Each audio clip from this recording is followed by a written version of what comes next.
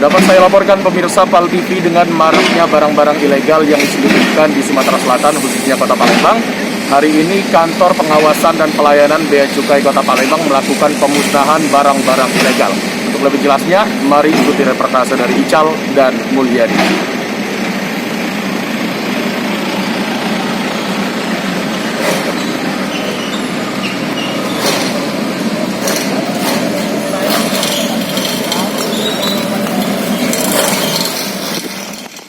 Inilah proses pemusnahan barang hasil sitaan oleh Direktorat Jenderal Bea Cukai Kantor Wilayah Sumatera Bagian Timur di halaman kantor Jalan Mayor Mehmet Sastrawirya, Kamis pagi.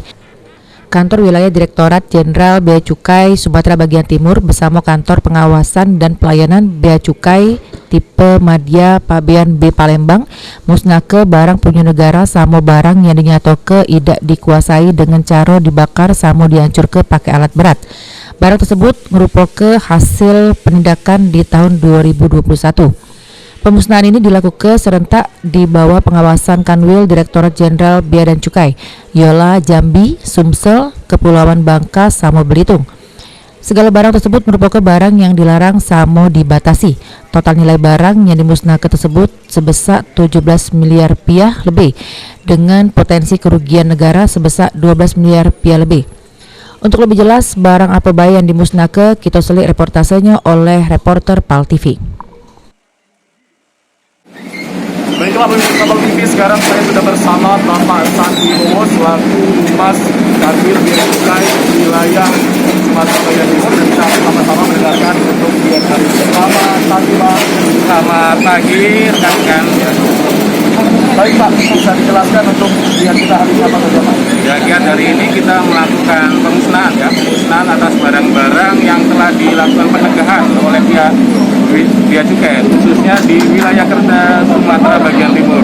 Dari Jambi, ada Bangka Belitung, dan juga dari Palembang, termasuk juga dari Satuan Pengawasan dari wilayah Sumatera Bagian Timur. Ya, baik Pak. Untuk barang-barang yang dimusnahkan apa saja Pak? Terdiri dari apa saja? Ada beberapa macam memang, terutama di sini sebagian besar kita memusnahkan barang cukai ya, barang jadi seperti rokok dan minuman mengandung alkohol. Jumlahnya terdiri dari untuk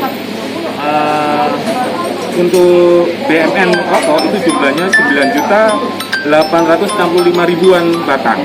Kemudian ada tembakau iris, ada 3.890.000 gram. Terus ada minuman mengandung alkohol atau biasa dikenal masyarakat adalah minuman keras, itu import ya. Itu ada sekitar 3.500.000-an liter. Ada juga tegangan dari kantor pos seperti Sektois. Ada juga jok motor dan spare part yang tentunya di sini ada lartasnya. Ada juga senjata tajam dan lain sebagainya. Jadi kalau nilai barangnya sekitar 17,7 miliar. Baik, boleh untuk tentunya pada hari ini kita berikan himbauan kepada masyarakat mengenai barang-barang ilegal yang semestinya tidak harus digunakan ataupun diorder. Makasih.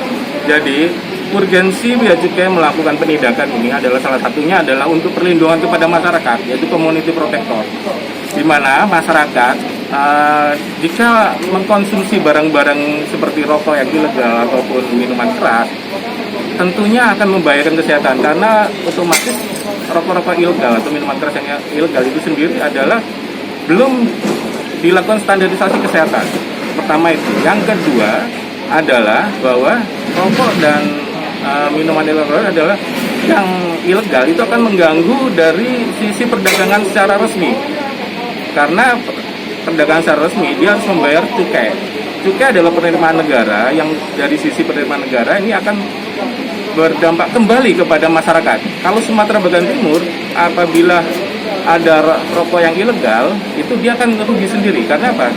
Pemerintah pusat akan memberikan dana bantuan dalam bentuk dana bagi hasil cukai tembakau itu kepada masyarakat di daerahnya, apabila salah satunya adalah penghasil cukai yang benar dan juga sebagai daerah konsumsi yang mengkonsumsi cukai-cukai yang benar, barang-barang kena cukai yang benar.